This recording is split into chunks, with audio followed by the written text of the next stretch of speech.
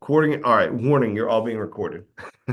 Okay, so to start off, guys, we're going through I'm going to go through the script and I'm going to go through the points of failure that people typically experience. So I was having a conversation with the council the other day, and one of the things that we were talking about that I think was important, thank you very much, that I think was important is when do people fail at the job?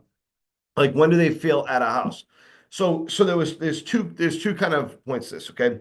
They're two separate things, by the way, too. When do people fail in the job is obviously different than when do people fail in the pitch, okay? So there's two answers to this question. When people fail in the job, I think is very simple. There's a couple different reasons why. Number one, they never get started. Right from the beginning, they never have a good day, they never do well, and it's just bad from the beginning. That's actually rare. I'll tell you what, when it happens, you know quick, and the person typically self exits out, and that sounded bad. It sounded like I meant like exits life. That's not right. Obviously, I mean from the company, and yeah, not good stuff. And they self select out. Um, that's not obviously going to be, I think, anybody here really, because once you've committed to being in the job for a couple weeks, I feel like you've gotten the bad experiences. You've met the customers that are kind of, you've gotten the bad parts. It's cold out. This customer was a jerk, whatever. So where people end up failing is they either hit a wall. Okay, so let's say they're in the job for a couple weeks and all of a sudden they hit a wall and they're like, wow, I'm not getting leads. I was getting leads at least to some degree, and now I'm not getting anything. Okay, they hit a wall. The other time that people have issue with it and they end up selecting out is they zero for 2 or 3 days in a row, and you can tell each day they're losing a little bit of their soul for the job, and then they end up in a position where they can't get it back. It's obviously not that they can't, but it's a confidence thing typically, and they just don't feel like they can. Okay. Our job as managers and leaders and in teammates is to prevent that from happening. Okay. Those are the biggest points of failure. I'd say that the third point of failure really would be when somebody exhausts their career with the company. So I'll give you an example. We had a guy who worked in the job for a couple of years. A very young guy, though, was trying to find his career path, and he went into sales. It didn't work out. I think I think what he would tell you is that there was a maturity gap, a maturity issue.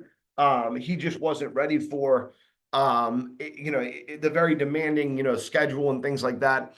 Um, so he came back to us, and when he realized that he didn't really want to manage people, there was really no route for him. Then he selected out. He was here for a couple of years, though. That's a different case, and that's not typical because typically someone can find some career they want here, depending on what they want to do, right? Anyway, so the main focus we're going to have today is on the people that fail after a couple 0 days, and the people that fail that hit that wall. Okay, those are the two big focuses that I want to have, because those are the two areas in which hey, somebody can do well. They've done the hard parts of the job. They get it. But for some reason they're not transitioning well. They're not getting to a point where they can see continued success. And so our job is to get them there. Okay. Now, in the scripting where people fail, and this is it's if we could solve these two things, and one is solved by the other. If we could solve these two things, then everybody would always be good at the job or great at the job.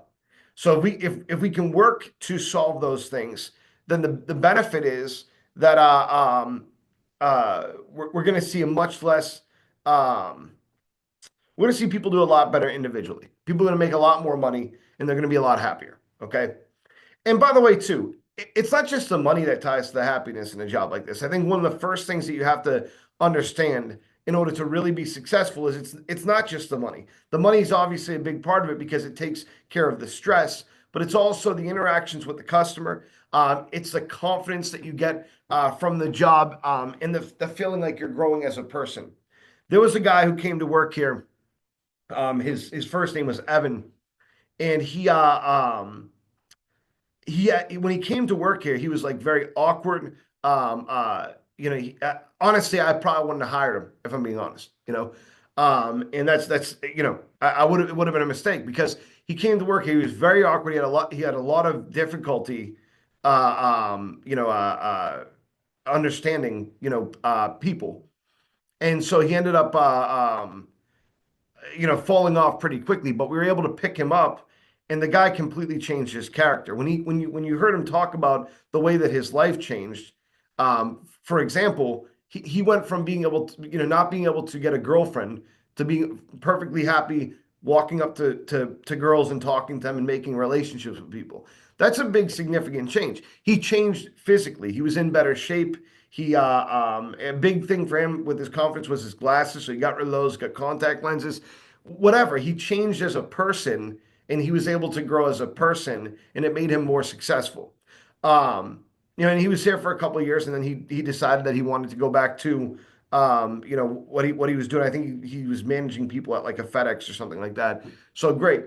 But he got so much out of the job. It wasn't just monetary. It was him as a person that changed. And he did very well monetary too. So the points of failure in the script that people typically run into, most people have trouble that fail at the job, have trouble getting past the value of the visit. Okay. Now, what do I mean by the value of the visit? What I mean by the value of the visit is not this first paragraph here. Okay. I did skip by it. It's this second paragraph right here. Great, Mr. Jones, because the goal of this visit is to discuss all your options, answer your questions, that we can give you a free price quote, good for one full year. Now, I have your last name as Jones. What's your first? People usually fail that are not writing leads, fail before that point. It could be any time before that point, but the benefit is that you can typically narrow it down to the first page. That's typically when people fail at the job. Okay. Now there's different scenarios though so for example, somebody could be writing a lot of leads and they could really be struggling with demo rate and cancellation rate.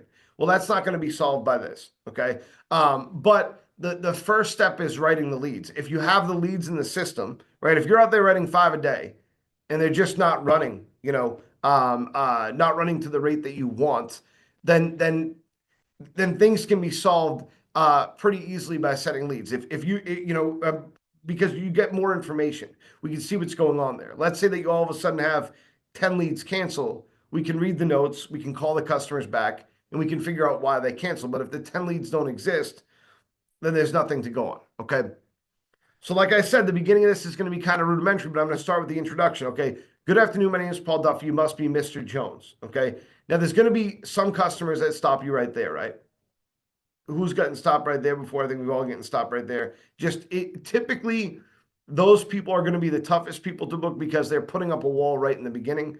A lot of times, they're the people that understand what's going on. Not that you're trying to scam anybody, right? But those are the people that are like, no, this is door to door. I'm stopping this now. I'm not interested. Okay. Now, what you have to remember is these people have probably talked to somebody before, and you can't be in control of that experience. So, for example, let's say one of our people came to their door a year ago and gave them the pitch or whatever, and they didn't like it, or they didn't like the person, or they didn't agree with what the person was saying. Then you're dealing with that as well. Okay, so you have to remember that what you do different is what matters. Okay. So when you reach that point and you hit a wall right in the beginning there, okay, the first thing you got to do is not panic. A lot of people panic, and that panicking comes out by them stopping, apologizing, for example, okay, and not moving on, or just asking the person questions. Those two things will end your time there. What you're trying to do is gain 30 seconds. Okay, if you can gain 30 seconds, you can get far enough where you've got the customer involved in conversation. Okay. So good afternoon. My name is Paul Duffy. I hope you're Mr. Jones. Yeah, look, I'm not interested. Look, I'm not buying what you're selling. Yeah, no, thank you. I don't need windows. Okay. It was funny because one guy used to say, "Are you sure?" Right? And you're not booking people saying, "Are you sure?" And then one guy used to say, they would say, "I'm not interested." You go, "And what?" Because he hasn't even said who he's with yet, right? It didn't work. Either way, it didn't work. Okay. What I'd say in a situation like that, if I'm stopped right there, is okay, sir, before I go, something simple like that. You don't have to, it doesn't have to be complicated. Okay. don't apologize to the person for being there. Okay, don't apologize for existing. All right. Now, of course, some people are going to shut the door in your face. There's not much you can do there. You're not going to shove your foot in the door. Okay. But you have to stop them in some way. So you might say something like, I just wanted to let you know about something concerning with your home. Or, okay, sir, before I go, I did notice something wrong with your home. Okay. There might be something wrong with your home. Anything like that, that's going to stop and pause them for a second. Okay. Um, and give you an extra second. Now, your body language will say a lot here too. When you put your hand out like that, okay, and you stop them, there is a physicality to that, okay. You're not obviously putting your hand in the door. You're not pushing them, but just okay, sir, before I go, all right. You're asking them to stop. And is it going to work 100% of the time? No, of course not. But a portion of customers are going to pause there and give you an extra second, okay. Before I go, I am with Renewal by Andersen. We've just completed some work for Mrs. Smith on 123 Main Street. I just stopped by because it looked like you had the original vinyl windows. How long have you lived in the home? Okay. Now, the biggest thing to remember here is the script is written to fit every situation. So when it says in the script, I know the reason I stopped here is I noticed you're going to be replacing your windows soon, and I may be able to help. Okay, we know that that is just the median. That's not what you're going to say at every house.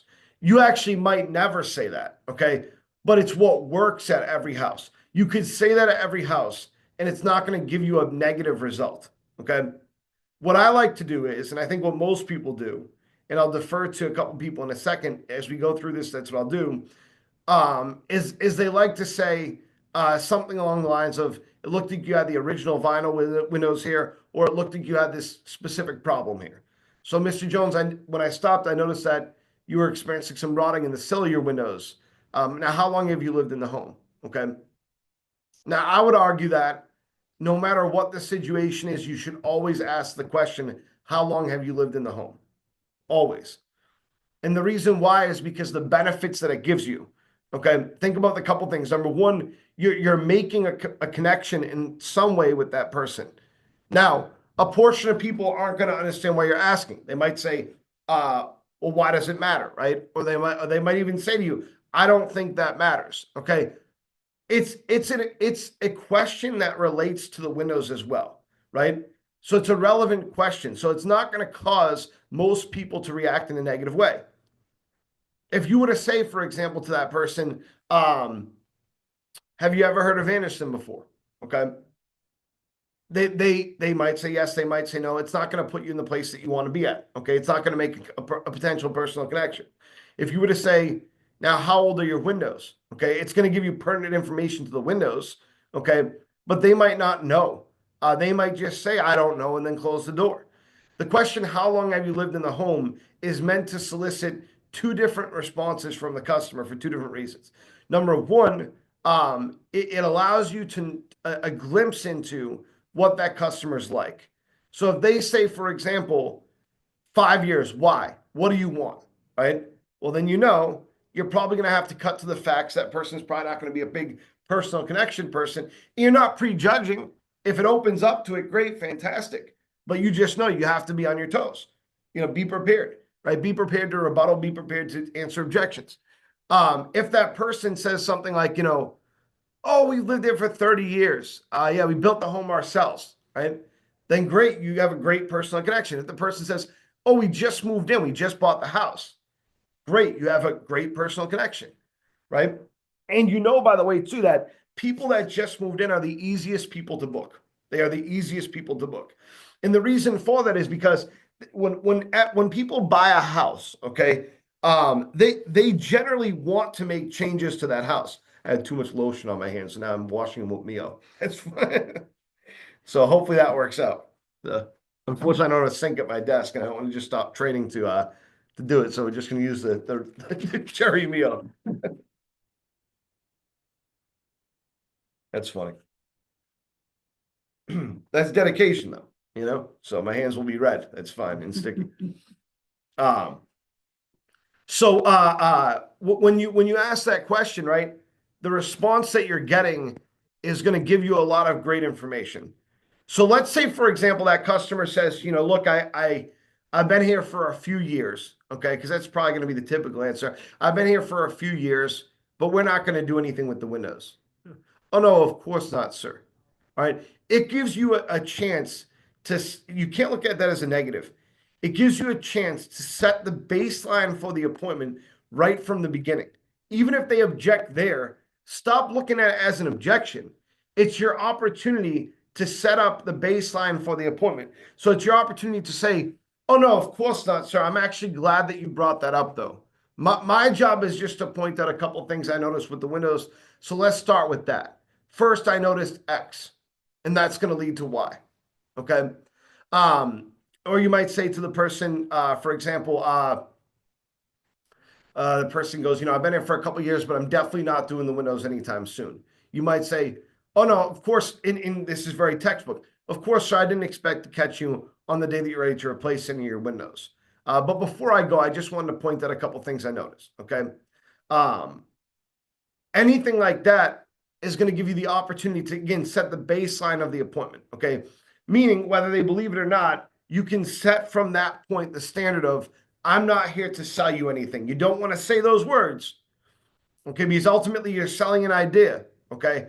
Ultimately you're selling something. You want them to believe you. If you just say, I'm not selling anything, they're not going to believe you. We're not Mormons. We're not Jehovah's Witnesses. We're not sending you out there without any goal whatsoever when it comes to monetary goal. Obviously, they know you work for a window company. There's some sort of interaction going on there, transaction going on there. Why would we have you come out just to talk about their windows, right?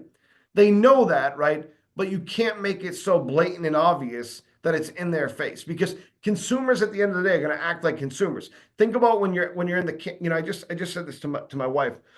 I was like, because she was at the store, she's like, hey, can I grab this? And it was something that we didn't need. And I'm like, yeah, whatever. But like, I'm so sick of every time you bring the kids to the store, they come home with a piece of candy or a toy. Like, this is what is this? You know what I'm saying? Like, we're not doing this. So sure, I'm turning off the debit card. I'm not doing this. Um, because the principle of it, you know what I'm saying? But this is the way that we are as consumers. This is the way that things are so packaged and easy for us to do. It's some would argue satanic. It's online gambling, for example. Ads everywhere, all over the place, right? You can't get by it. And the messed up thing is, you could go look up something like Narcotics Anonymous or Gamblers Anonymous, and all of a sudden your ads are going to reflect things that you don't want, right? It's not gonna help you. It's gonna make it worse. You know, so consumers are very aware of this too. And so when it's put in their face, they react to it. Like, let's say that I said, I'm not selling anything. It's going to solicit a non-trust response from the customer, and a wall is going to go up, right? The better thing for me to do is to actually talk about what we are doing. Okay. Okay. So, that's not why I'm here. The reason why I'm here is to talk to you about your windows. I noticed some things with your windows. Does that make sense? Okay. We don't want them to feel uncomfortable, like they have to protect themselves like the average consumer does. Okay. We don't want that. Does that make sense? Okay. So I guess my first question here, I'm going to ask Dylan because he's on here. And then I'll ask, Mo's not on here anymore. I know he's on and off, but so I'll ask Dylan with this first one. So Dylan, when you're approaching this part, okay, are you there? Can you hear me? Yeah, I can hear you. Okay. So when you're approaching this part, okay, right in the beginning where it says, the reason I stopped here is I know there's going to be replacing your windows soon. What do you say, just typical average house, when you're introducing yourself?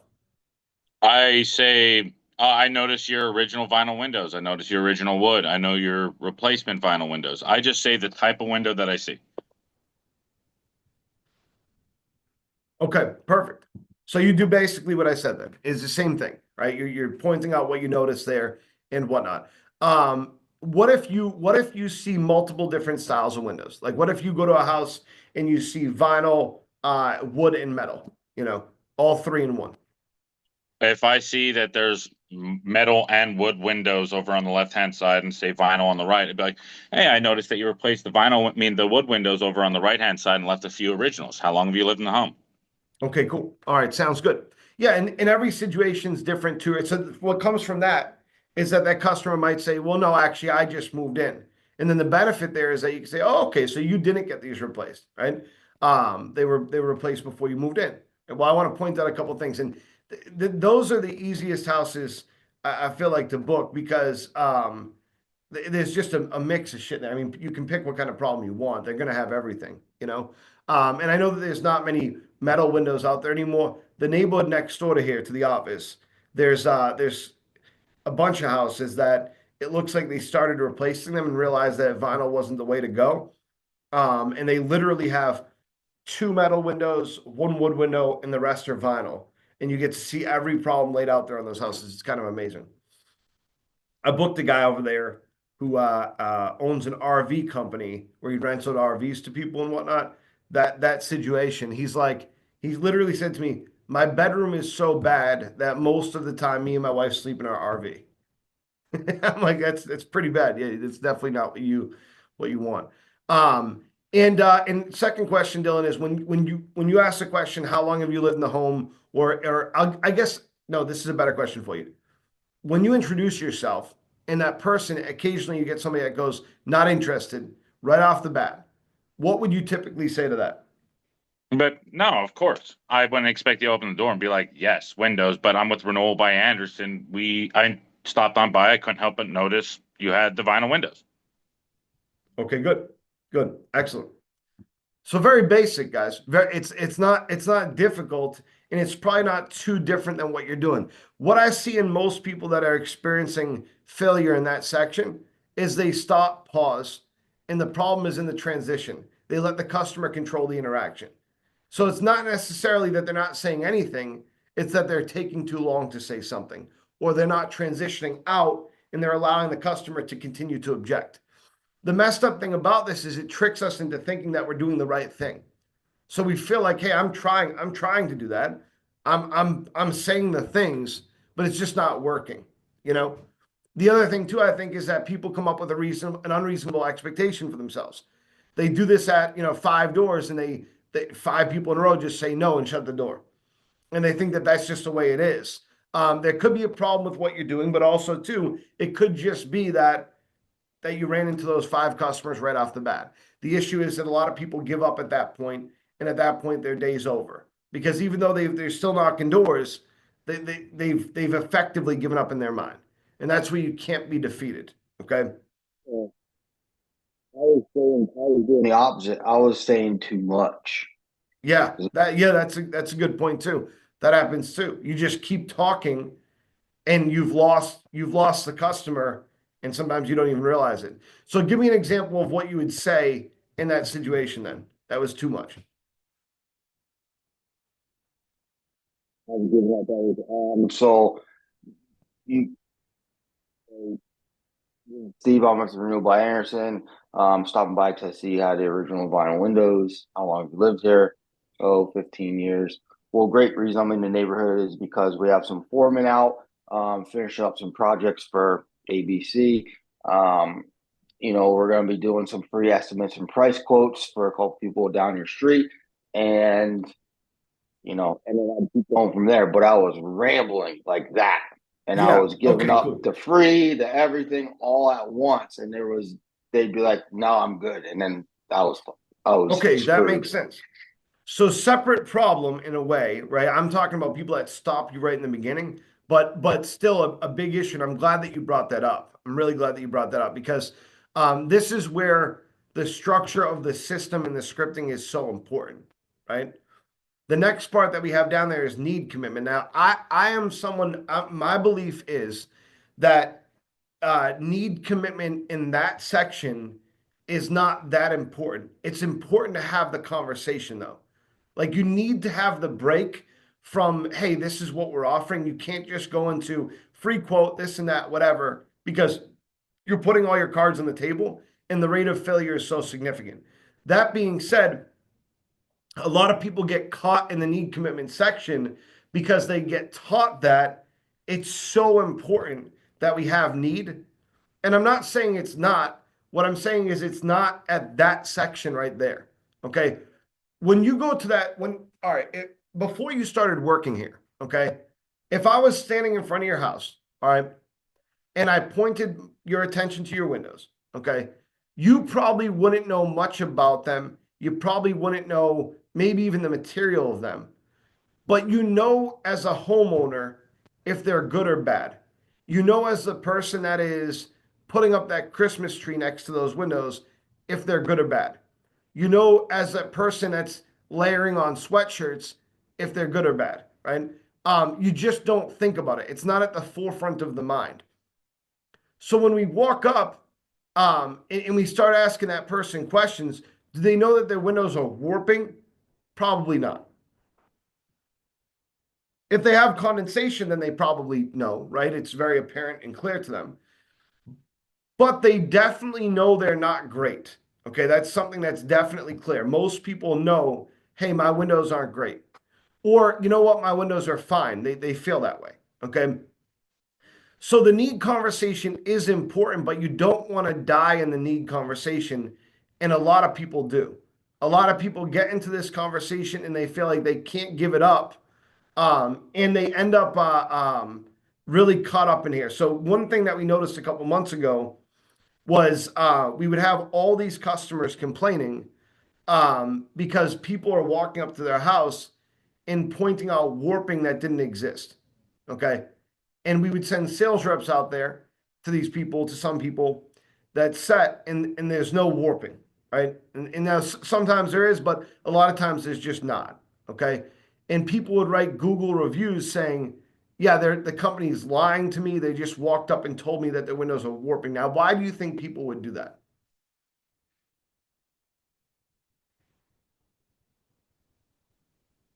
Because they're sitting through training and it says warping right there as the example, right? So all they would do is they would walk up and reproduce whatever they memorized, even though we don't want people to memorize this part. They would walk up and they would just reproduce what they memorized in training because they had said it so many times. They had practiced on warping so many times. Like, think about it whenever you're role playing and training, a lot of times you're saying warping, warping, warping, right? Now, the solution ultimately to that is in training, we have to get people to stop using warping, okay, as a thing. Not all the time, but you need to switch it up, right? So whenever I was doing the in-office training, and this is what we're going to transition back to, not me doing the in-office training, but this style is I would give people a list of like 6 questions that were very similar. And I would say, don't use the same one twice. Like, I don't like use different ones each time. Okay. And so I would make some observation questions, right? So one question might be, sir, I couldn't help but notice some rotting on the front windows here. How many more do you have like that? Okay. I noticed some, I noticed like one of your windows here was cracked. Okay. Did you hit that with something or anything like that? Okay. Literally, it could be the screens are messed up. It doesn't matter. It's a conversation starter. Okay. And then the second set of questions would be, non-observational questions, problems that you can't see. So usually surrounding drafts, for example, or it could be even entry door or patio doors rather. Okay. But what it did was it forced the conversation to change every single time they had it. That way they never got used to memorizing one thing. Okay. Now, how does that translate at the door? The benefit is when you're practicing like that, you're going to get used to, you're never going to get used to just asking one question. Okay. It seems more real to the customer. All right. Now, the proper way to have a need conversation is to utilize the tools that you have with you, and that's the customer's home. Okay. So, for example, events marketing. Okay.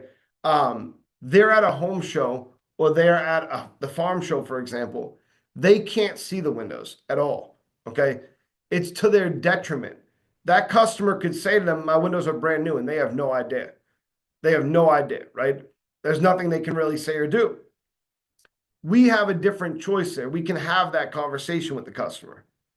So I guess my question would be for you guys. My first question, how many people feel like they lose too often in the need commitment? Think about your pitch and what you're doing. How many people feel like they get lost in this section? Okay, so we got 1, 2, okay, and maybe some others that don't have their cameras on. Okay, and it's a very common thing. Okay, um, the uh, uh, the reason why it happens often, and I'm going to ask you guys why it happens to you, what you think happens to you, is because the customer will object, and we dive right back to the need commitment. So you might say something like, Mr. Jones, walking up, I noticed some warping in your home, for example. How long have how many windows do you have like that? And the customer goes, I'm not interested right now. Okay. And we go, okay, well, very few of our customers have whatever. Okay. I mean, can't afford. Very few of our customers have money put aside for new windows, this and that. We give some basic rebuttal. And then we go right back to, now, a lot of your neighbors have been complaining about opening and closing the windows. How many windows do you have like that? Okay. Is that a fair assessment of what's happening sometimes? Okay. Um, and the reason why that will happen is because you should never go back to the need commitment after an objection. Okay. You got to take control. So point out what you see and then move on. So I'll role play that out, for example. Can you play a customer for me? Sure. Okay. So what I want you to do, by the way, is whenever I ask you that first need question, just give me an objection. Okay. Hello there. Good afternoon. My name is Paul Duffy. Mr. Jones? That's me, man. Yeah. Great, Mr. Jones. I'm with Renewal by Anderson. We just did some work for Mrs. Smith at 123 Main Street. The reason why I'm here is it looked like you had the original vinyl windows. How long have you lived in the home? About 3 years. 3 years? Okay. Cool. It's a beautiful home that you have here. I did notice, so walking up, that there was a cracked window right here. How many more windows do you have like that? Look, man, I'm gonna take care of it on my own time. I'm a contractor, so Okay. Okay, cool. How long have you been a contractor for?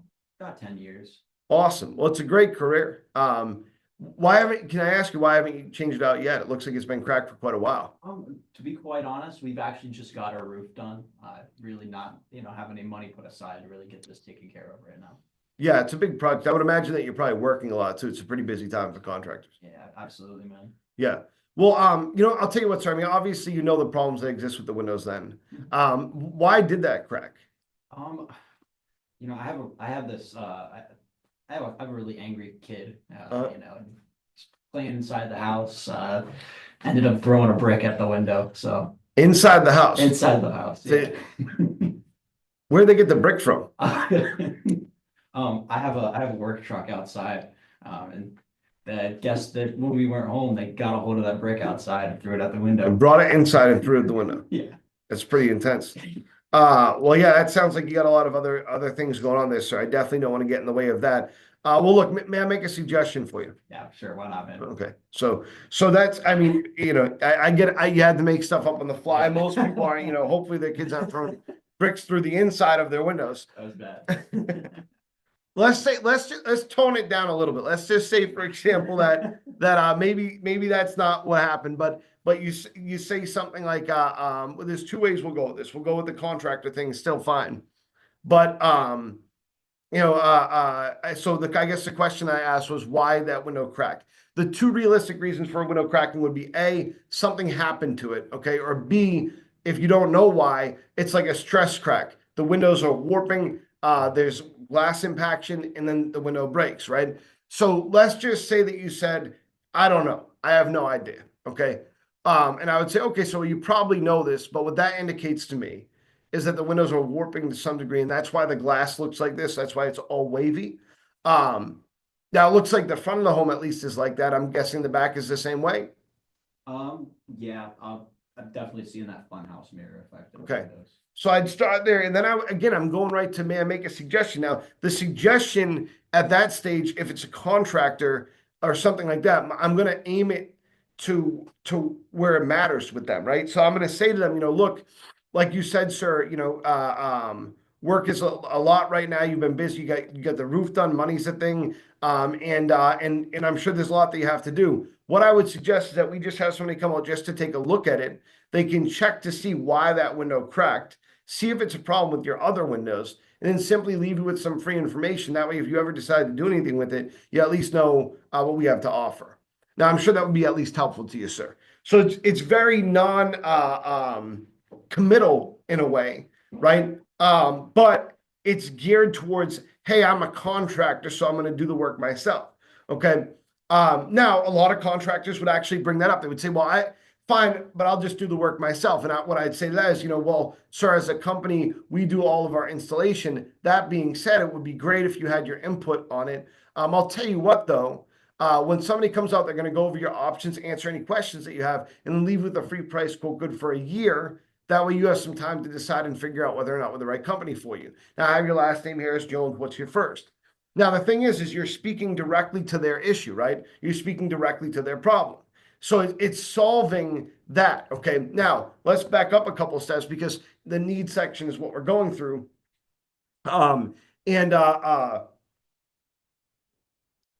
Let's just say that person is a little bit more basic with their responses than your average customer, and they just say, look, I'm not interested, okay? Very simple, I'm not interested. So I say, sir, walking up, I noticed some, I noticed you had the original vinyl windows here. They all have what's called weep holes in them, sir, and that's why there's mold growing out of the sill of the windows, okay? How many more do you have like that? Yeah, look, man, the windows are fine. I'm really not interested right now, but thank you for your time. I would say, okay, sir.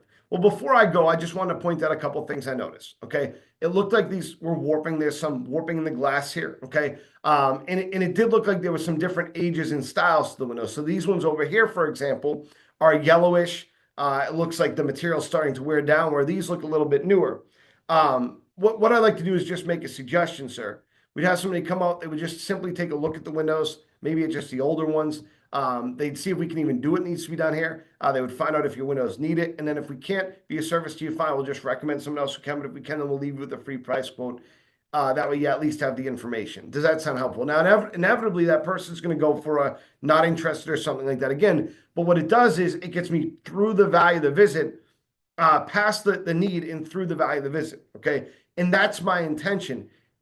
What you don't want to do and what too many people do is they'll say their rebuttal. They'll say, I'm not interested. My windows are fine. Okay, sir. Well, I didn't expect to catch you on the day that you're ready to replace your windows. But before I go, I noticed some warping in the windows. How many windows do you have like that? And then the person goes, yeah, no, I'm not interested. I'm fine. Okay. And then it keeps going like that. And the customer gets pissed and you never get out of the window problem. Okay. So I'm going to defer to Dylan again with this because Dylan's numbers are great. He writes more leads than anybody else in the office, and so I'm going to defer to him again. Dylan, can you please play the canvasser for me real quick? Sure. Where do you want me to start? We're starting right in the need commitment. Okay, so you can start wherever you want, but that's where I'm going to give you the objection, and then I want to see how you handle it. Okay. Okay. Well, walking up, I couldn't help but notice the vinyl windows. They're warped on the right-hand side. Whenever they start to warp this way, you're going to tend to see like a funhouse mirror effect or kind of distorted figure like that. It's going to start allowing air to be able to get in there. You'll start noticing like drafts, like cold or hot spots in the home. Do you notice that more up front here, or is that more on the back side of the home? Look, I haven't really noticed it. They seem fine to me, and I'm not interested in doing anything with the windows right now. Oh, good. I'm actually really glad that you're comfortable in the home. You're not noticing that. What that's telling me is that your heating system, such as your furnace, is actually making up for the difference. The only problem is it means it's overworking itself for it. Now, one of the biggest problems with it, whenever a window warps this way, is you'll start noticing windows even get sticky or even hard to open or close. How many windows would you say you notice that in? Yeah, no, I'm not interested. Like I said, they seem fine. Sure, good. I'm glad you're not noticing that either. Now, I understand that you're not interested. I wouldn't expect to catch you on a day that you were, but would you at least mind if I made a suggestion for you? You can make a suggestion, but I'm just not doing anything with the windows right now. Sure, not a problem. Based off of how warped these windows are in the front and the way that the glass is starting to bend inwards, what I would suggest is just send a foreman out for free. Let them take a look at the windows, inspect it, make sure we can do what needs to be done. Also find out what you're looking for. Now, obviously, if we can't be of service to you, we'll gladly recommend someone else to help you. But assuming that we can, we'll take some measurements, leave you with the price so that when you're ready, you at least kind of know what needs to be done, but also what the cost would be as well. Now, does that sound helpful for you? Okay, good. All right, good. You can stop there. Good. The only thing that I would do differently, honestly, regardless of the amount of leads that you said, I think you'd even sent more. Is I wouldn't even defer back to the window problems. I mean, I would say the window problems. I would always bring up what I see because it can't be denied, right? They can't say, no, I don't have that problem. You know what I'm saying? But I wouldn't defer back to the questions, knowing that the customer is just gonna potentially get irritated and whatnot. So, like for example, one thing that Dylan, you're really good at in your experience is smoothing over a customer that gets irritated or upset, right? Where a lot of people, I feel like they don't have the experience or ability to do that as well. And so sometimes avoiding the contention is the best way to win. And so I would do the exact same thing that you did there, except for I wouldn't probably ask the second question. I would just say, like you said, the heating system's making up for it. I'd probably point out what other problems I see, and then I would just move on. Does that make sense?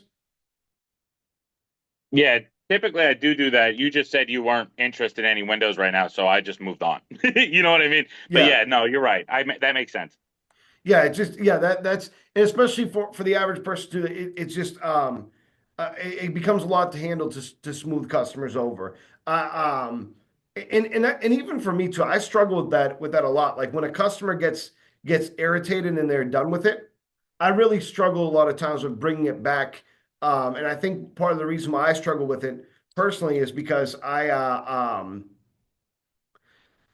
it's not that I mimic the customer's anger. Like I don't like I'm not yelling at them, obviously. I'm not like, frustrated with them openly, but they're done with the conversation. I get done with the conversation. And I feel like one thing that I could improve on, for example, is if I didn't just get done with that conversation and I instead looked at it as like just, a hurdle to get over. I've built in ways to prevent it from happening, right? But when it does happen, you want to be good at also getting over that hurdle. And I think the best way to do that is to understand that the customer, again, is coming from a point of a consumer. They're not coming from the point of somebody that just, when you knocked on their door, they didn't think, this motherfucker, he's selling windows. I don't like window sales. Windows piss me off. They didn't think that, right? They didn't think, oh, Steve, what an asshole. This guy, Steve, just knocked on my door. What an asshole. They didn't think that. They don't know who you are, right? So they thought, God, I'm in the middle of doing something right now. This is annoying, right? They thought, oh man, right now at this moment in time, I don't want to talk to this person that's at my door. Okay. And so understanding that, I think too, that's where the place that most objections are coming from. The most objections are coming from that place. Okay.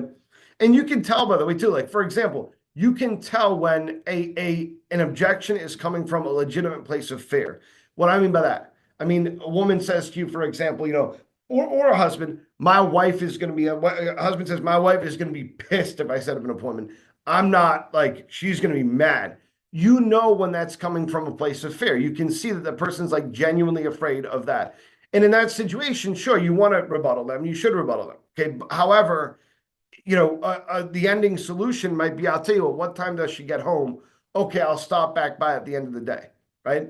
If you can't schedule that person, if they're not letting you pass through, you don't just want to give up there, right? But you might realize at some stage, hey, I'm just not going to set this person like this, A good example is I was out with someone, I forget who I was with, but we ran into a house party and the guy wanted to schedule an appointment bad. He was like, yeah, no, I need to get this done. But his wife kept like, there's no way we would have had the time to make it a good appointment. His wife kept pulling him away and she was getting pissed. And realizing this is never going to get through the phone call, this is never going to schedule, I said, I'll tell you what, sir, you seem busy. Why don't I come back by in like an hour? Okay. That made the wife very happy because she's like, yeah, they were getting on whatever they were getting on. Okay. It was like a kid's party. And it made him happy too because he genuinely wanted it. But I recognized the situation that he was in. Okay. So it's sparse, but you definitely want to, I think, again, don't just walk away from appointments. If you can set it, great, but don't put yourself in a compromised situation or position either. All right. So the value of the visit. Okay. This is the next part and sort of the final part that we're going through now, because the whole point, guys, of this is what I want to focus on is setting a high lead volume. Not that I don't care about lead quality. I definitely do. but setting a high lead volume is how you first, that's how you see what problems you're going to have, right? Does that make sense? So the reason why I always say the value of the visit is the big inflection point of the script, it's the part that you should be most interested in, is because when you get to this part, there's a lot of play with words that you can use to speak to different kinds of customers. What do I mean by that? Let's role play out a couple, okay? So I get down to, may I make a suggestion? So may I make a suggestion? You can make a suggestion, but I just moved in. I definitely can't afford new windows right now, and there's no way that I'll get a loan. Okay. Well, first of all, sir, congratulations on the home. It's beautiful. And is this your first home? Yeah, it is my first home. Well, again, congratulations. It looks like a great place. Because you told me that, sir, what we'll do is have somebody come in. They'll just inspect the windows for you. They'll check them out to see if you're having any problems, what problems you might be having. And if we can't be a service to you, that's fine. We'll just recommend someone else who can. But if we can help you, then we'll leave you with some free information so you can make a more informed decision whenever you feel like you're comfortable doing it. Does that sound helpful? Yeah, but just not right now, because it's not going to be, it's definitely not going to be in the near future. I definitely got to wait until I have the money set aside. Yes, sir, and that's definitely the suggestion that I would make as well. The goal of our visit is just to go over your options, answer any questions that you have, and then leave you with a quote that's good for a year. So you have some time to decide if we're even the company for you. Now, I have your last name here as Jones. What's your first? Okay. So it's the value of the visit. It's the same thing as the value of the visit. Okay. I'm not taking away anything. Okay. I'm adapting to what the customer's saying. All right. So may I make a suggestion? Nope, I'm not interested right now. I'm not doing anything with the windows, nothing at all. Okay, sir. Well, then I'll just say this before I go. All we would do when we come out is simply take a look at your windows, see if we can help you, and then leave you with a free price quote. That way, at least you have the information for if you ever decide to make a change here. Does that sound helpful? Nope. Like I said, I'm not getting a quote right now. I'm not interested in buying windows right now at all. Okay, sir. Well, I'll tell you what we'll do then instead is have somebody come out here and they would just go over your options, answer any questions that you have. They would give you an assessment on the windows, and then the quote's good for a full year. That way, if you ever decide we're the company for you, you can give us a call back. Now, I have your last name as Jones. What's your first? Okay, now, sure, is that guy going to say no most of the time? Yeah, obviously. I mean, but it's getting you much farther along than you would get if you just pandered to the not interested, okay? You got to listen to what the customer's saying and respond back to what the customer's saying, okay? Don't listen to what the customer's saying, get intimidated, and then fail, okay?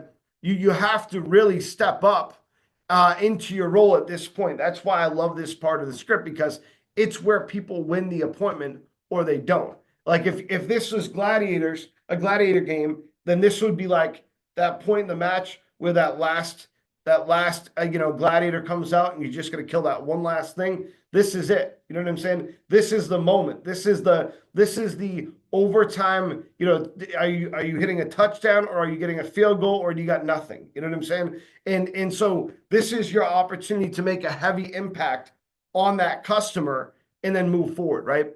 So I'll give you another example. May I make a suggestion? I'm 90 years old. I'm not making any changes with the house. Yeah, I'm too old. I'm not gonna be here long anyways. Well, sir, I'm sorry that you think that. You seem like you're getting around great, and obviously I wouldn't even guess that you're 90, sir, to be honest with you. That being said, you deserve to be comfortable in your home. What I would do is just have somebody come out, take a look at some of your windows, and then simply leave you with some information. That way you at least have the information available to you for if you ever decide to get them done. Does that sound helpful? Now that person's going to no, like I said, it would be nice to be comfortable, but I'm too old. I don't even know, I can't afford new windows this and that. I'm on a fixed income. Okay. And Mr. Jones, I'm glad that you told me that. What we'll do instead is, what room do you spend the most time in?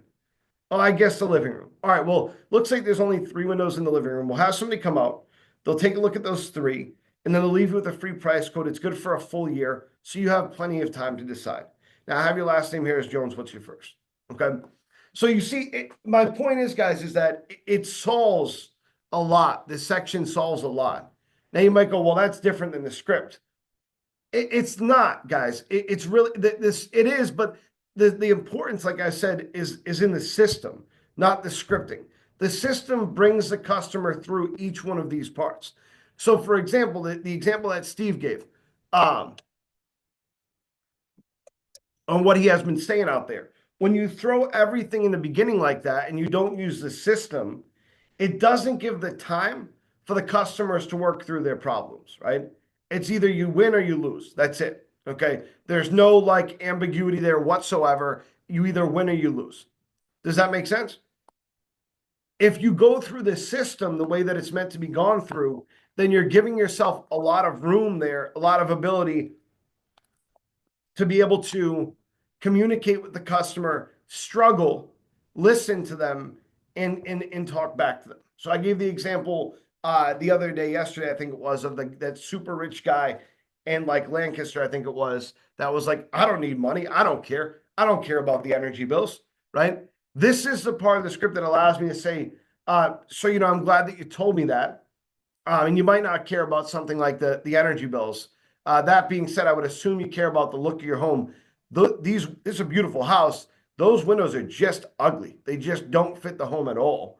That being said, I can have somebody come out here and show you what we offer, at least show you how we could match the windows to your home, and then they'll leave you with some free information. That way you can give us a call back if you're ever ready. Does that sound helpful? Yeah, I mean, I guess I don't like the style of the windows and whatnot, but I'm not going to just spend money on these windows just because of that. No, sir, and you definitely don't have to. And I'm glad that you brought that up as well. The goal of the visit is just to go over your options, answer your questions. That way you know what's available to you. And then we leave you with a quote that's good for a year. So you can call us back if you ever decide to get them done. I have your last name, Harris Jones. What's your first? Okay. Now let's say that you get that person that just says no, like this is not worth my time right now. I'm not going to do this for the next 5 years. You ever hear that? I'm not going to do this for the next, within the next year. Okay. What I would say to that person is, yeah, that's exactly why it's important to have us come out. When you do get the windows done, you're going to make a decision on what company you want to go with. And this is just part of the planning process. This will enable you to know whether or not we're the company for you. Now I have your last name, Harris Jones. What's your first? Okay. Does that make sense? Okay. All right, Dylan, what are your thoughts on that? Is there anything that you'd add to that? There's nothing really I would add on it. You pretty much hit the nail on the head, man. Well, it's good. I'm glad that I'm in good company. If that's what you're doing out there, then it makes me feel good about what I'm doing, to be honest with you. So that's good. Again, guys, high volume of leads. Dylan's written like 16 in a day. Gotten like 25 demos in a week. Okay. So again, a lot of this stuff is going to be solved by you getting through the value of the visit and being relatable to the customer. Now you might go, I don't think I can be that relatable to the customer. I just feel like not confident in that. I'll tell you what, guys, the key is in a couple different terms, just a couple terms. Okay. This is what you got to do. This is the secret. Okay. And if you do everything else the same as on the script, then fine. When a customer objects to you, does that sound helpful, or may I make a suggestion? Don't just go with the basic rebuttal first, okay? The first thing you want to do is agree with the customer, okay? Agree with the customer, create some sort of agreement there. So may I make a suggestion? I can't afford new windows right now. So no, you can make a suggestion, but I can't afford new windows right now. Okay, sir, well, I appreciate you allowing me to make a suggestion. What I would do is just have somebody come out, take a look at so on and so forth, okay? Or you could say, okay, sir, well, because you said that, what I would do instead is just have somebody come out and take a look at your windows, see how we can help you, so on and so forth, okay? Now, does that sound helpful? I can't afford this right now. Look, we just had this go on or that go on, this medical emergency, whatever, okay? Oh, wow, sir, look, I appreciate you telling me that. What I would do instead then is have somebody come on, go over your options, answer your questions, and leave you the quote good for a full year. Think about that terminology there. What I would do instead then, okay, you don't have to change anything, right? But think about that for a second, all right? You're changing the entire trajectory of what you're saying. Does that sound helpful? Look, not right now. I'm not interested. I just got the roof done. Oh, okay. Well, you didn't say that, sir. I'm glad that you told me that now. What I would do instead then is just have somebody come on and go over your options, answer your questions, and leave you with a quote. Good for 1 full year. I have your last name as Jones. What's your first? You like a snack? Sure. Thank you, boss. You're welcome. Thank you. Yeah, I love these things. Thank you very much. You're welcome. Thank you. The only thing that I would add to it is just while Thank he's you very talking much. to him. The only thing that I would say I would add to it is like no matter what, even if like this person is like, you know what, I'm done with the conversation, just always throw out the suggestion. My goal for everybody that's listening to this when you're out there, and it's the same thing I was just telling Brandon, and it's how he got his first lead. I told him I was like, no matter where the conversation goes, every single time before that door is closed, just always say, "May I make a suggestion?" Every last time. It doesn't matter what it is, just always say, "May I make a suggestion?"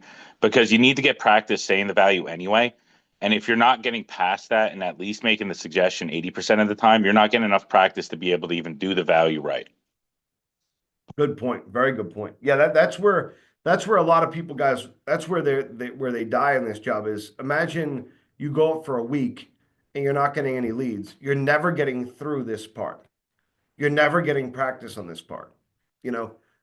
Great point. And to that too, I would go through a number of things. I would go through first exactly what Dylan just said right there. That's going to give you your best chance to write a lead, by the way. Going right to, "May I make a suggestion?" But you should also, before you leave too, check on any patio doors. And lastly, finally, is go for a callback. Now, don't get me wrong, I don't want a bunch of callbacks in the system, this and that, whatever. But last thing before you go, again, have a checklist in your mind. Like, I'm going to go through this stuff there. The "May I make a suggestion" is a great point. I think we should use that in training. It's why not? Why not? Right? We know what people say there, right? What do people say typically? Yes. Yeah, you can make a suggestion. I'm not interested, but you can make a suggestion. I can't afford it, but you can make a suggestion. And excellent point. Okay. And just If you guys, oh, I was about to say, to touch on the sliding glass door, in case you guys are like uncomfortable asking about a sliding glass door, one of the ways that you could do that and just ask for it is literally just one of the biggest things we're actually getting called out in the neighborhood for are the back patio doors. I'm just curious, did you guys replace your patio door, or is that still left original? good. Yeah, good. Or you can ask the age too. Same exact thing, but how old is your patio door? But that's good because a lot of people, it's funny, I'll tell you guys, one time I got a call in from this lady. She was a federal judge, okay? And she calls me up and she goes, "You had your representatives in the back of my yard." And I'm like, "No, ma'am, they wouldn't go in your backyard." She's like, "Yeah, I live on a 2 acre this and that." And they were asking me about my patio door. They knew I had a patio door. How do they know I had a patio door? And I'm like, "Ma'am, I promise you they weren't in your backyard. It's just part of, what they ask." And yeah, they wouldn't even know if I didn't, and I said, so I had to tell her the script. Like I had to go through, "All right, ma'am, it's part of their scripting." You know what I'm saying? Like it wasn't a great, situation, but it's funny because that lady, she, again, federal judge, she tells me that. And I'm like, that's a cool job. You must have heard all kinds of cool cases. And she tells me, "Yeah, actually, unfortunately, she had just retired." She goes, my one of my best friends, he's handling the Jodi Arias case. Remember Jodi Arias? She was that woman that killed her boyfriend, and it was, look her up after. That's the best thing I could say. Look her up after. Very famous case though. She was like a Mormon and stuff like that. But I had just interviewed her. So it was a great personal connection. We ended up booking the lady. It was kind of funny because at the time I was from the age of like 21 to probably about 26 or so. I interviewed like 400 serial killers or so, and that was one of them. But it was an interesting thing. It all started because of that, because she called in swearing that we were in the back of her house. But that gets handled by what Dylan just said. When you say, we've gotten a lot of calls about, what we've really got a lot of calls about in this neighborhood is the patio doors.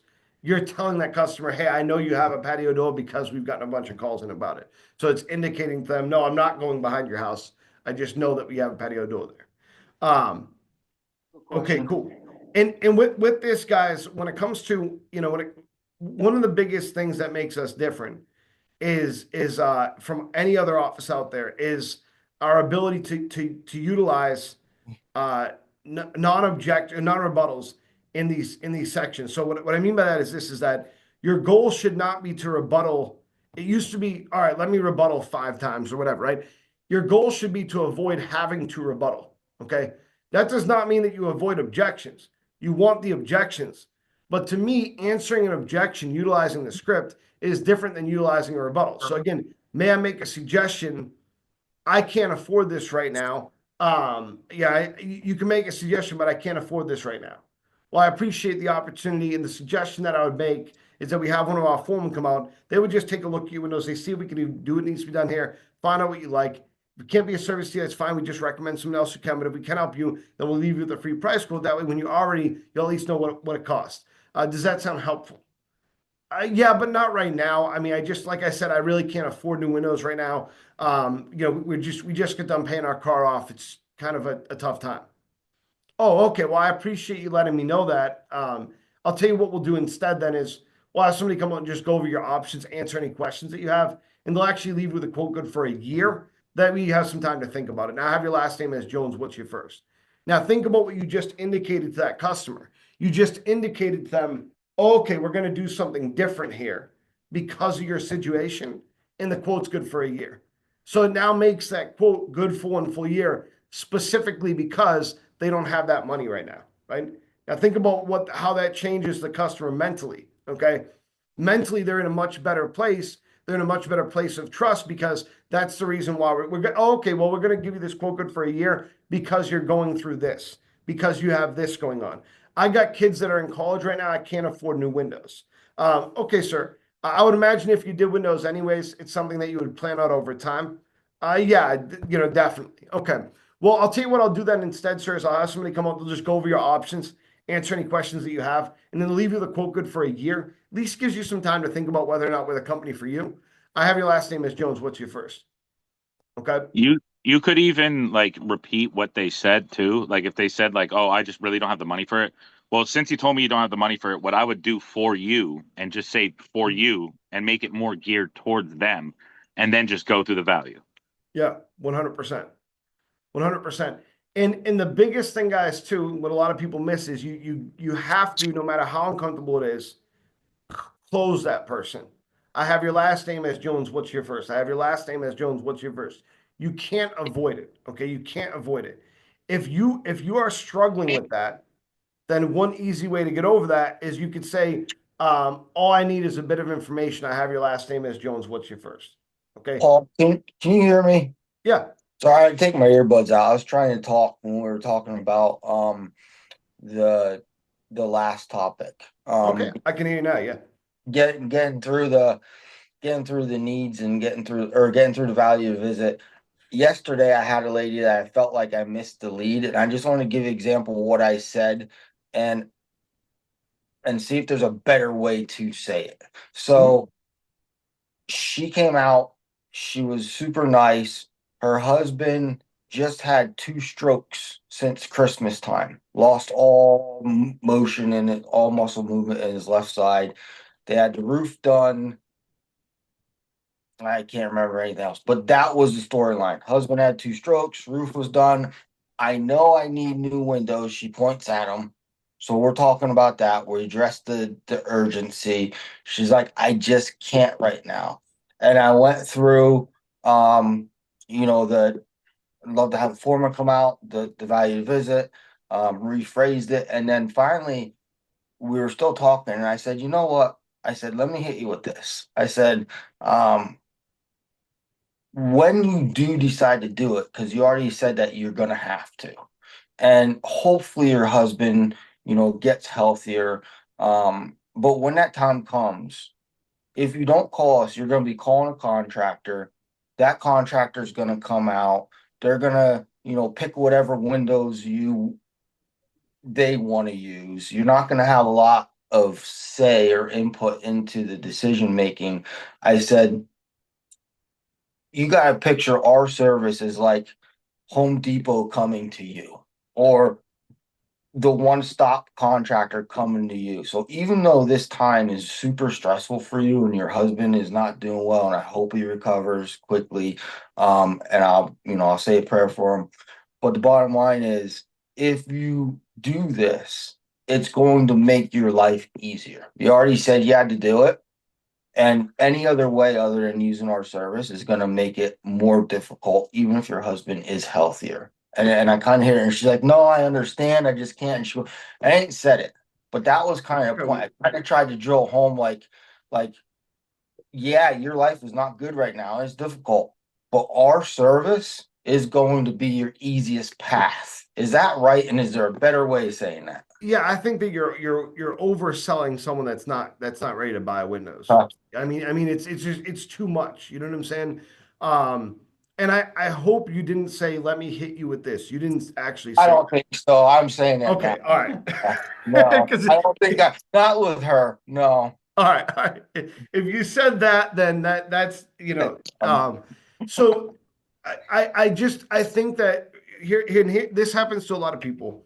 And it's a good problem to have in one way. The good thing is that you're thinking outside the box and stuff like that. The problem with it is it's just too much. It shouldn't require that much to schedule a person in a situation like that. The first thing I would do is I would sympathize with them first of all. I mean that's terrible, man. 2 strokes since Christmas, you said? Yeah. Yeah. Okay, so first of all, Mrs. Jones, I don't want you to feel like you have to do anything. I mean, that's a very difficult thing to go through. I don't even want to take up a lot of your time right now.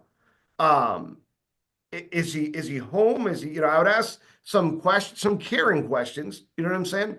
Some genuine questions. Uh, is there anything I could do, ma'am? Is there anything at all? I'm happy to go to the grocery store for you. Like whatever I can do to help, I'm happy to. Just really sympathize for the reason that maybe that person doesn't have that in their life, and it's just the right thing to do. Past that, when it comes to scheduling the appointment, I would do kind of exactly what both Dylan and I said. You're sort of repeating the objection in a way, by sympathizing with them and, saying, I'm sorry, that's a terrible thing to have to go through, especially right after Christmas. And that being said, I don't want you to have to think about touching the windows right now. What I can do for you instead is just have somebody come out and go over your options, answer any questions that you have, and then they'll leave you with some information so you can call us back way down the line whenever you're ready, Mrs. Jones. Now, does that sound like it'd be helpful to you? And the reason why I'd still ask questions like, does that sound like it'd be helpful to you, is because I would not, as practice, skip anything. Okay, just because when you start skipping stuff and you start individualizing stuff so much for one lead or whatever, it turns into you trying to oversell everything, trying to individualize everything when it doesn't need to be that way. So let's say that lady says, look, just not right now. There's so much going on. His health is in flux. I don't know what's going to happen with that. It's just too much to think about right now. Then all I would probably say to that person, because again, part of me too is like, well, I get it. It is a lot, it is too much in a way. Is I would say, well, we definitely don't want to add that. And I appreciate you telling me that, Mrs. Jones. And I'm glad that you're honest with me about that. We definitely don't want to add to that for you. Our company's aim is to, and we've been operating for 130 years, is to take that away. So what we would do is just go over your options, answer any questions that you have, and leave you with a quote that's good for 1 full year. So you can give us a call back whenever your husband gets healthy and whenever you feel like it's appropriate. Now I have your last name here as Jones. What's your first? Or now all I need is a little bit of information from Mrs. Jones. I have your last name here as Jones again. What's your first? Okay, so I really would not step too far out the confines of the script. Now let's say that that person continues on with, yeah, just not right now, whatever. You need to make a judgment call at that point. In that situation where the husband just had 2 strokes since Christmas, I'm probably going to go, all right, I'll tell you what, man, take a little bit of time. I'm going to give you a call back in like 2 weeks. And let me just grab some information from you. And then I would grab as many phone numbers as I could from that lady. And I go back if I have to, because she's really interested.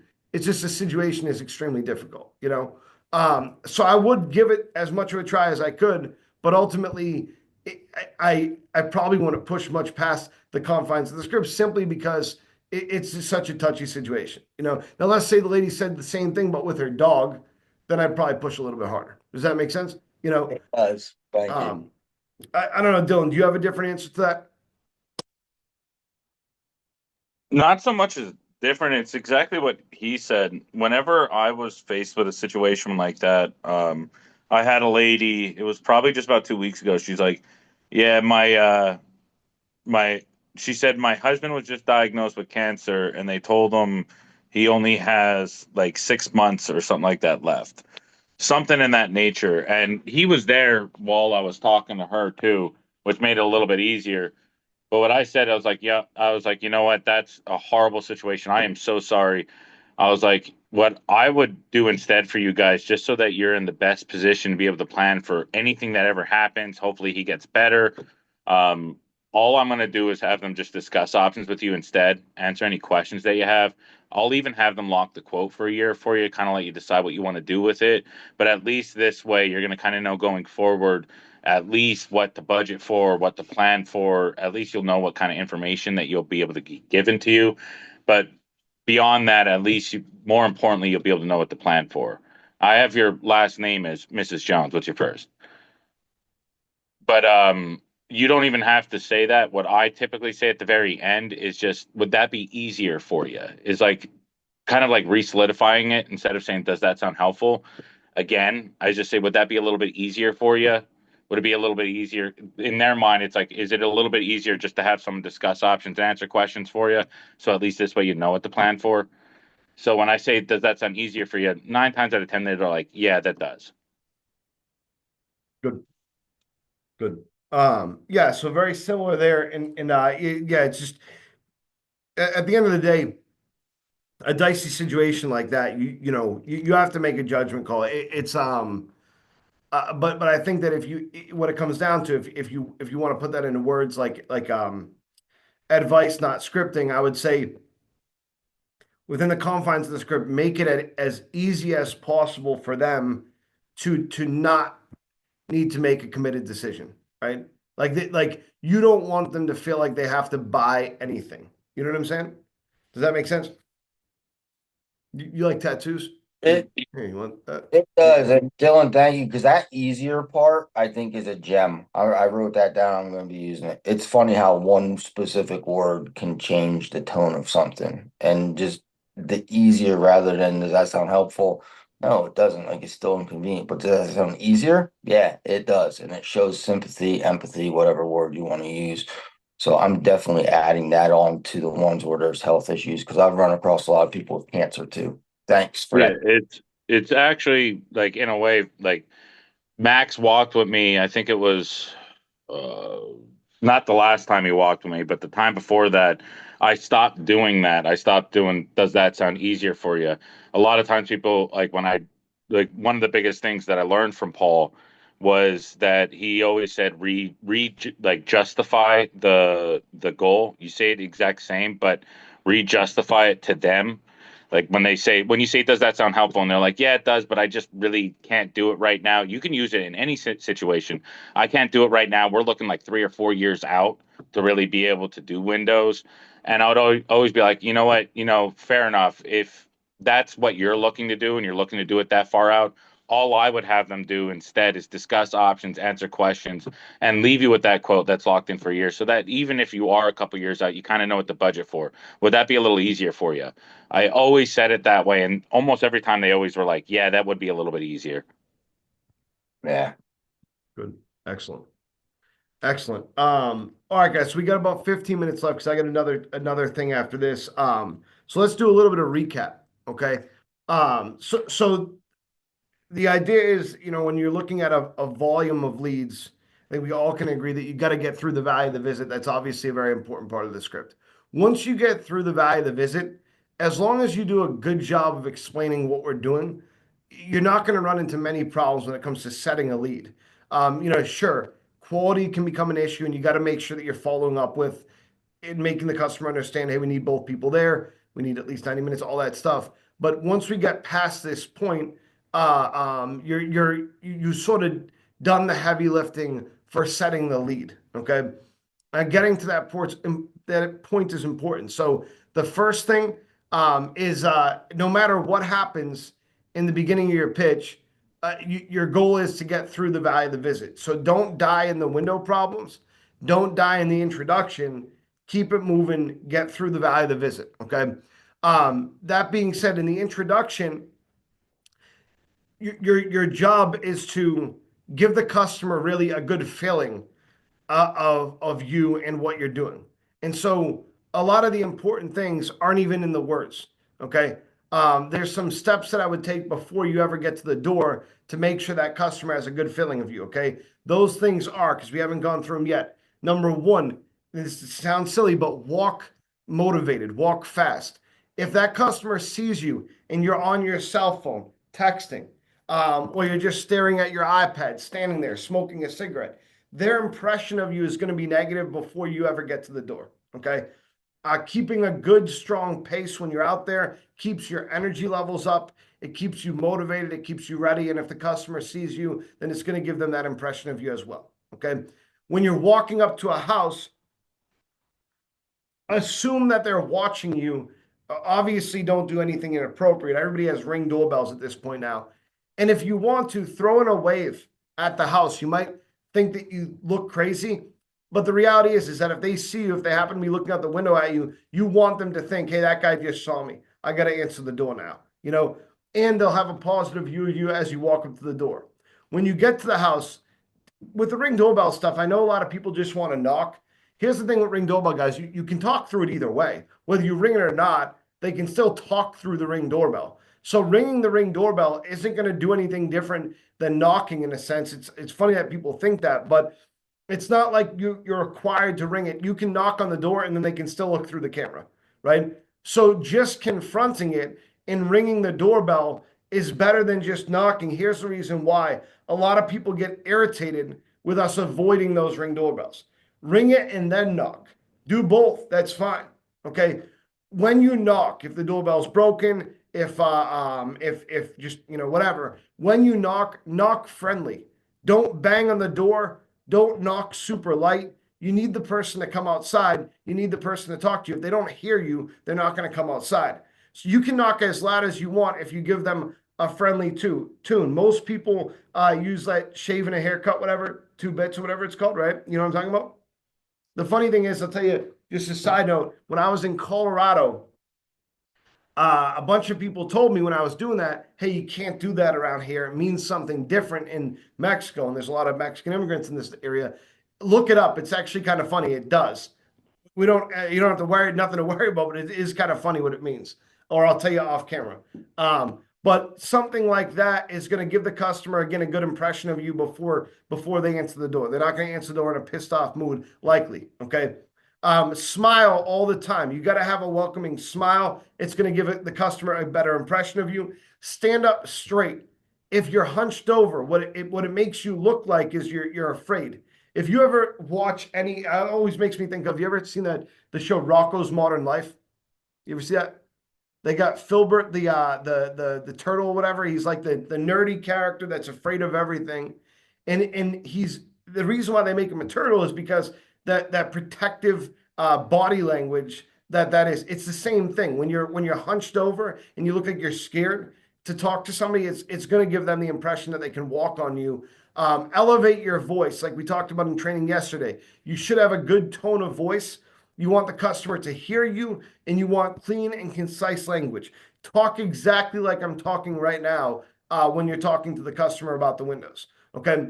Lower your pace. Don't go too fast, and speak up, speak loudly. Okay. Eye contact is important.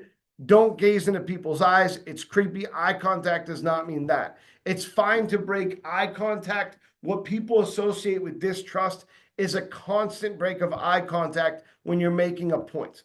Okay. That's what people associate with lack of trust, that they can't trust you. Okay.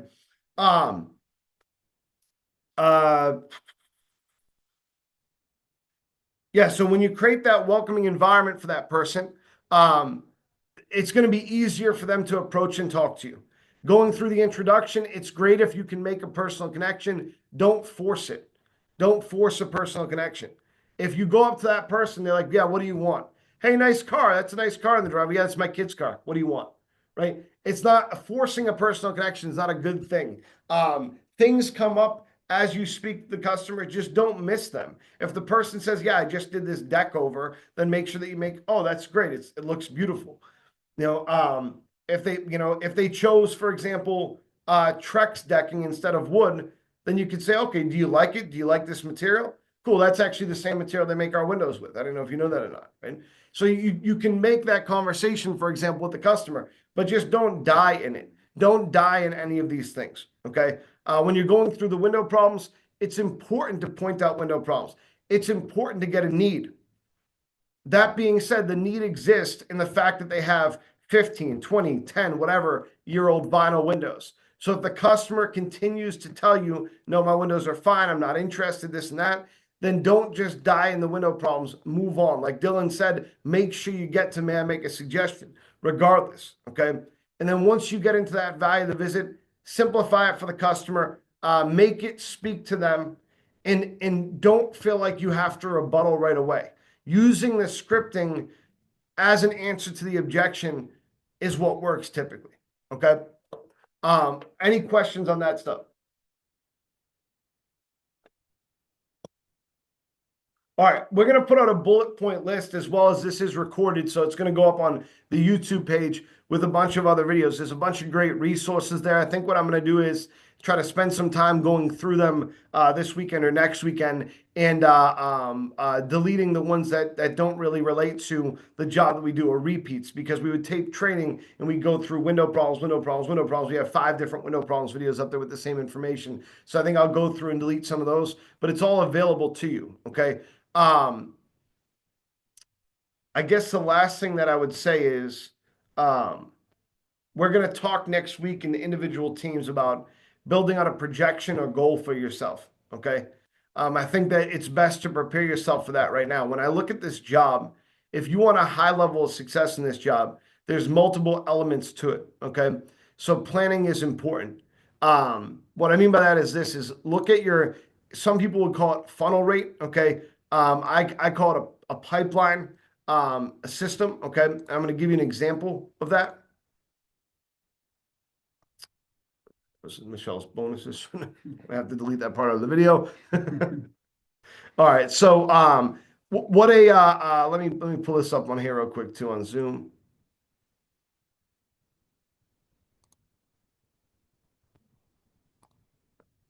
So what I mean by pipeline is think about all of the things that you do out there, okay? Every interaction is important, okay?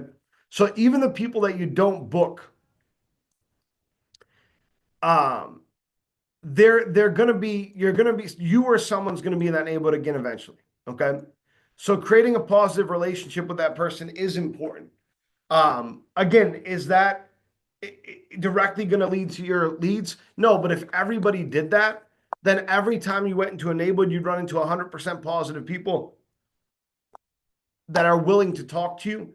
And those people would be writing great Facebook reviews, and it would lead to more business and everybody would be happy, right?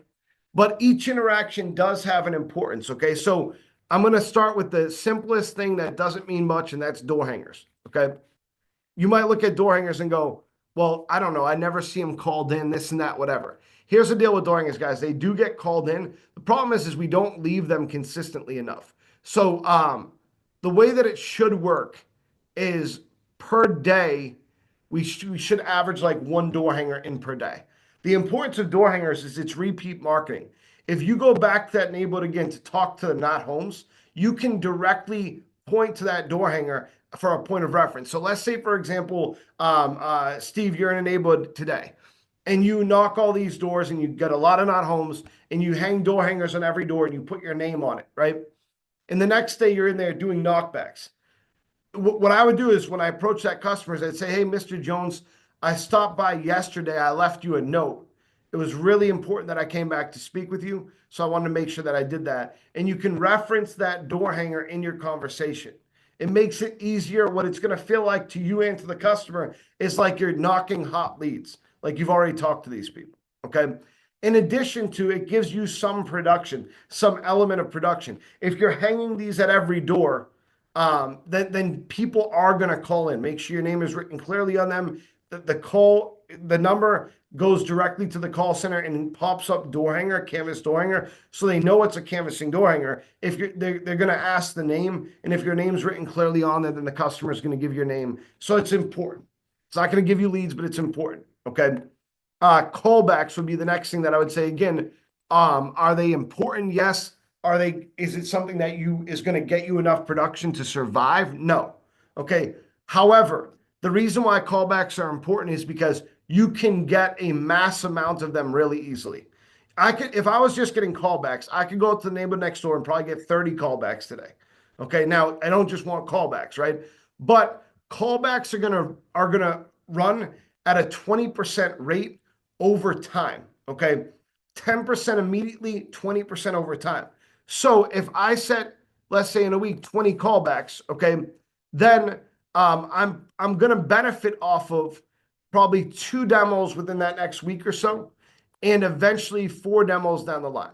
Okay, so that's the benefit of that. Now we have a guy, Matt, who started calling our leads. We transferred him over to the call center. We want to do that with more people. That way they're just focused on calling and setting our appointments, our leads. Okay. Literally you could call him up and say, hey man, I just put a real good callback in the system. Can you call that for me tomorrow? Now you should be following up with these customers first yourself, especially since you talked with them. It's probably the best thing for you to do, because they know you. Okay. But he's done a great job of setting our appointments. So callbacks are important, but you're not going to get ever more than like 2 demos a week from callbacks and whatnot.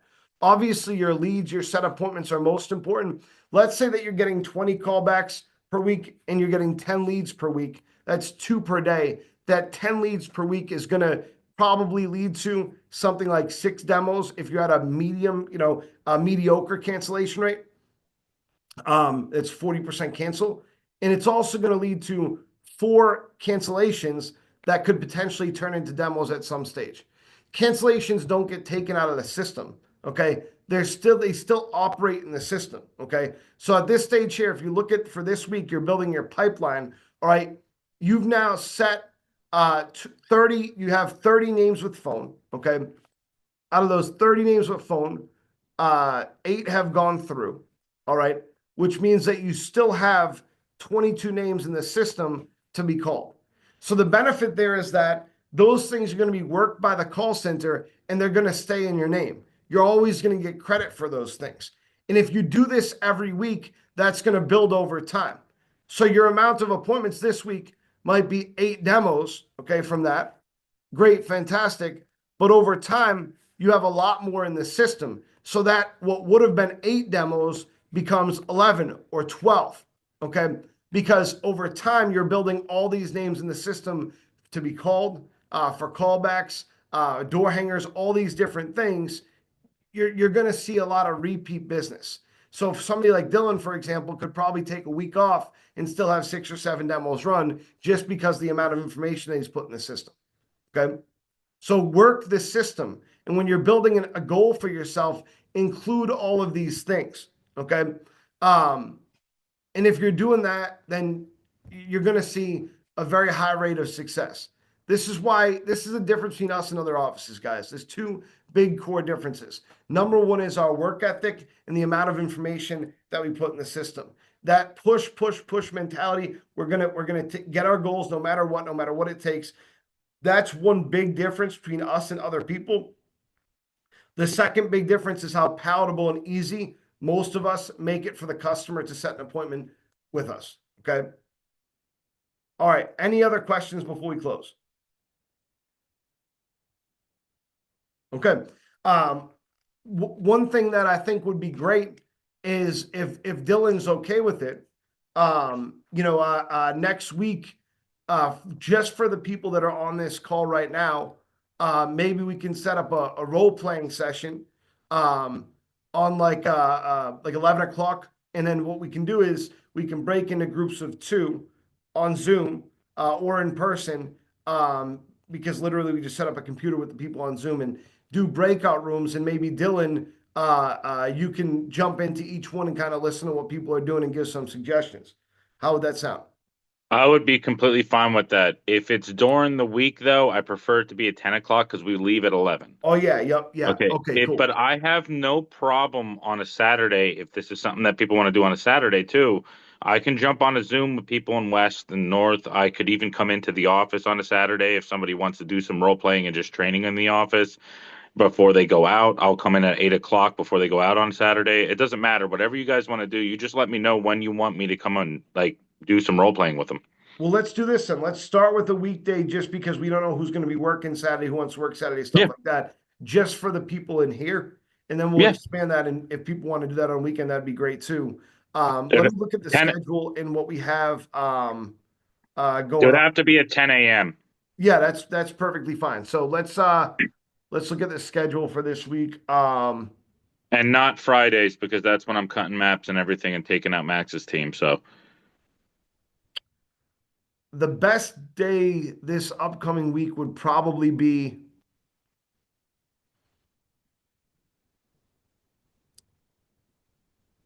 the only thing is that so the people from Corey's team wouldn't be able to be involved in it. What team are you on? I'm in Doug's. Okay, cool, perfect.